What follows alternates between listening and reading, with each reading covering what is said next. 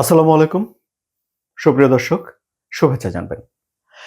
রাশিয়ার বৈদেশিক মুদ্রা আয়ের সবচেয়ে বড় উৎস হলো তাদের জ্বালানি খাত। এটি আমরা জানি।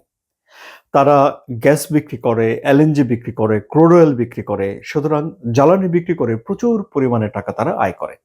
যে কারণে ইউরোপ এবং ইউক্রেনের টার্গেট হলো গিয়ে রাশিয়ার জ্বালানি খাত।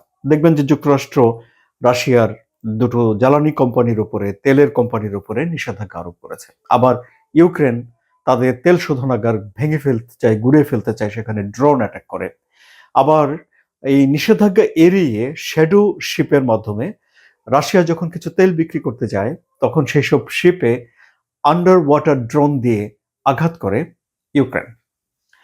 এছাড়া ব্যাপক পরিমাণে শস্য উৎপাদন করে রাশিয়া, যেমন ধরুন গম উৎপাদন করে, সেখান থেকেও তারা অনেক টাকা পয়সা পায়।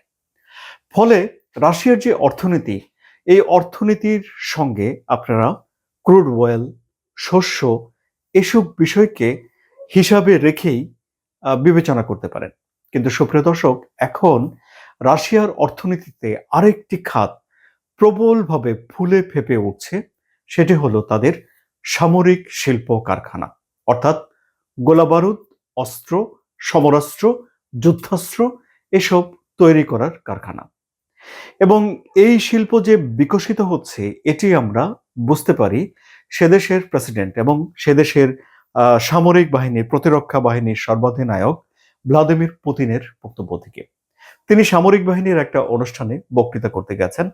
যে বক্তৃতায় তিনি বলেছেন যে এই সমরাস্ত্র তৈরি করা 22 গুণ বেড়েছে। অর্থাৎ আগে, মানে রাশিয়া ইউক্রেন যে যুদ্ধ শুরু হয়েছে 2022 সালে, রাশিয়া ইউক্রেনে বিশেষ অভিযান চালানোর নামে আক্রমণ করার পর থেকে এই গোলাবারুদ ইত্যাদি উৎপাদনের দিকে রাশিয়া মনোযোগী হয়ে ওঠে। এখন ধরুন, এই মনোযোগ দিতে দিতে পরিস্থিতি এমন দাঁড়িয়েছে যে যুদ্ধের আগের চেয়ে এখন রাশিয়া 22 গুণ বেশি সমরাস্ত্র উৎপাদন করে থাকে।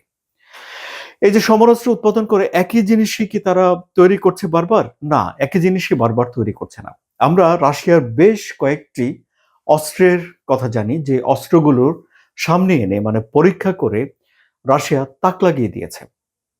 এই যেমন ধরুন, তাদের একটা পারমাণবিক শক্তিচালিত একটা ক্ষেপণাস্ত্রের পরীক্ষা করেছে।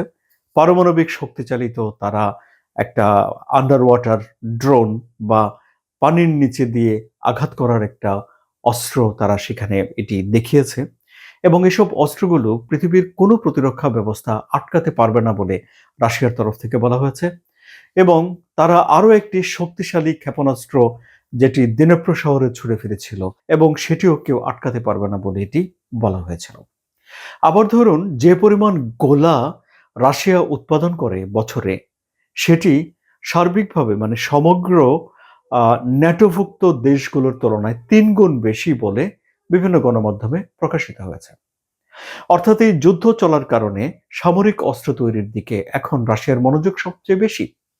আবার ধরুন, অস্ত্রের একটা বিষয় আছে এরকম, যখন কোনো একটা দেশ একটা অস্ত্র তৈরি করে ফেলে, তখন সেটি ঠেকানোর জন্য পাল্টা আরেকটা সিস্টেম, আরেকটা অস্ত্র তৈরি করার গবেষণা চলতে থাকে। সাধারণত 1 বছর বা তার চেয়ে অল্প কম বেশি সময়ের ভেতরেই এই অস্ত্রগুলোর ঠেকিয়ে দেওয়ার জন্য নতুন একটা অস্ত্র তৈরি করে ফেলে। এই যেমন ধরুন, আপনি যদি মিসাইল ছুড়ে দেন, তাহলে প্যাট্রিয়ট দিয়ে সেগুলোকে ঠেকিয়ে দেওয়া হয় আকাশের উড়ন্ত বস্তুকে ঠেকিয়ে দেওয়ার জন্য। এরকম একটা অস্ত্রের বিপরীতে আরেকটা অস্ত্রকে ডেভেলপ করা হয়, এবং রাশিয়া এই কাজটি করছে বলে এখন জানা যাচ্ছে। সুতরাং সমরাস্ত্রের দিকে মনোযোগ দিয়ে, যুদ্ধাস্ত্রের দিকে মনোযোগ দিয়ে রাশিয়া তার অর্থনীতিকে তেল নির্ভর রপ্তানি বা তাদের শস্য রপ্তানি নির্ভর যে অর্থনীতির পরিচয় ছিল, সেটিকে ক্রমান্বয়ে এখন সামরিক শিল্প নির্ভর অর্থনীতির দিকে ঝুঁকে যাচ্ছে বলেই বিশ্লেষকরা বলছেন। আপনাদের কি মত, সুপ্রিয় দর্শক?